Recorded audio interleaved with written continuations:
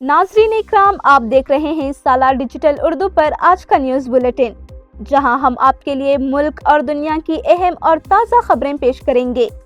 सियासत, मुआशरत, मजहब और अवामी ज़िंदगी से जुड़ी अहम खबरें, अहम फैसले, नुमाई वाक़ियात और वो सब कुछ जो आपको बाखबर रखता है। चलिए खबरों का आगाज़ करते हैं। सुप्रीम कोर्ट ने मगरबी बंगाल में वोटर लिस्ट से खारिज होने वाले अफराद की अपीलों के फैसले के लिए 19 अपीलेट ट्रिब्यूनल्स कायम किए हैं, जिनकी क़ियादत साबिक़ चीफ जस्टिस और हाई कोर्ट के जजेस करेंगे। ये ट्रिब्यूनल्स इन इलेक्शन कमीशन के अफसरान की अपीलें भी सुनेंगे जो कुछ अफराद की वोटर लिस्ट में शमूलियत पर नाखुश हैं। इस अमल में मगरबी बंगाल, ओडिशा और झारखंड के 700 जजेस शामिल हैं। Chief justice Calcutta high court की जानिब से SIR के दौरान पेश रफत की रिपोर्ट्स पेश की गयी। रिपोर्ट के मुताबिक कुल 60 लाख एतराज़ात में से 31 मार्च तक तकरीबन 47.4 लाख एतराज़ात निपटा दिए गए थे और अब तक ये तादाद 47,30,000 से ज्यादा हो गई है। चीफ जस्टिस ने एतराज़ात के मुस्तरद होने की वजूहात ना बताने का मसला भी उठाया।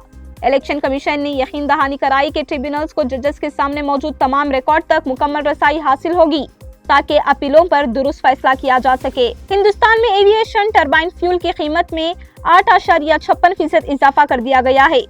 मुल्की एयरलाइंस अब फी किलोलीटर 1,04,927 रुपये अदा करेंगी, जबकि नॉन शेड्यूल, चार्टर और गैर मुल्की एयरलाइंस के लिए 114.5% बढ़कर 2,07,341 रुपये हो गई है, जो पहली बार 2 लाख रुपये से जायद है।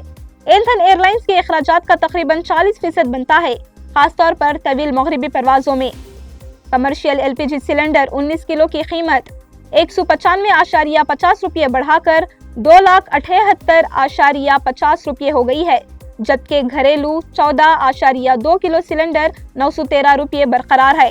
प्रीमियम ईंधन में XP 100 पेट्रोल 160 रुपये फी लीटर और एक्स्ट्रा ग्रीन डीजल 92.99 रुपये फी लीटर हो गई है, जबकि आम पेट्रोल और डीजल की कीमतें बरकरार हैं।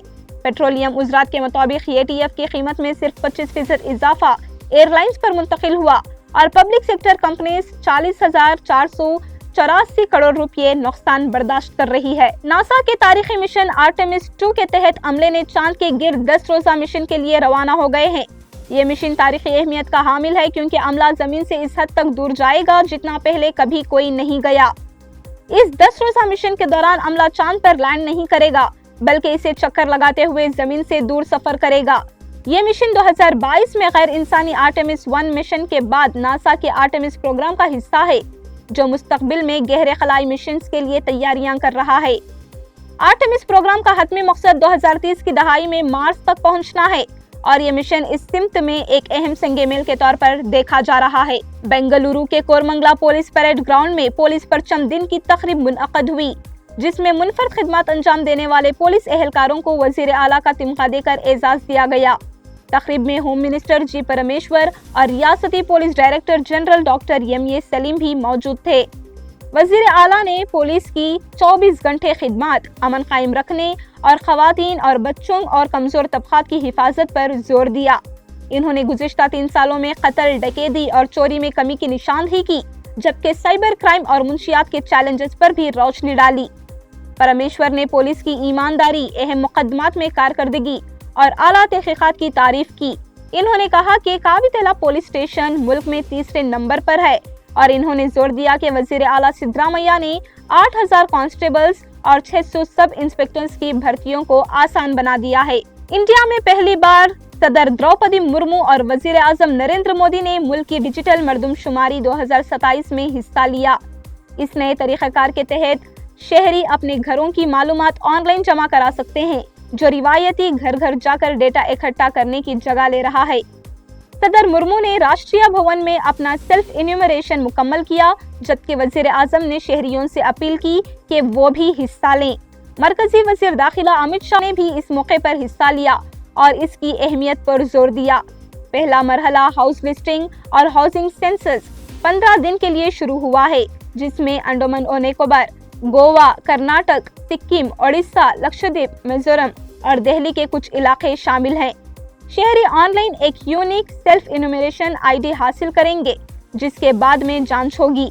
घर घर जाकर डेटा जमा करने का अमल 16 अप्रैल से शुरू होगा।